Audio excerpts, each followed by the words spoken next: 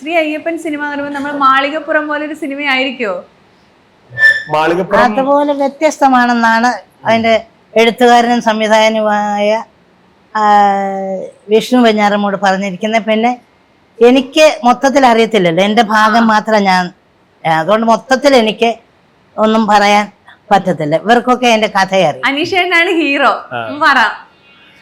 ഇതൊരു family oriented subject ആണ്, എന്നാൽ ഡിവോഷണൽ ആണ്, എന്നാൽ കുറച്ച് ഈ പറഞ്ഞ പോലെ ത്രില്ലിംഗ് ആയിട്ടുള്ള സംഭവങ്ങളൂടെ ഉണ്ട്. കാരണം ഈ പറഞ്ഞ പോലെ നമ്മൾ ഈ പറഞ്ഞ തീവ്രവാദത്തിന്റെ കുറച്ച് ഏരിയ കൂടി ഇതിനകത്ത് നമ്മൾ ഇതിനകത്ത് ഉൾപ്പെടുത്തിയിട്ടുണ്ട്. കാരണം ഈ പറഞ്ഞ പോലെ നമ്മൾ എല്ലാ ഡിസംബർ 6-ാം തീയതിയും ബാബറി മസ്ജിദ് ദിനമാണെന്ന്, ആ ദിവസങ്ങളിലൊക്കെ നമ്മൾ എന്തായാലും കേരളം മുഴുവൻ അലേർട്ടായിരിക്കും, പ്രത്യേകിച്ച് ശബരിമലയുടെ കാര്യത്തിൽ.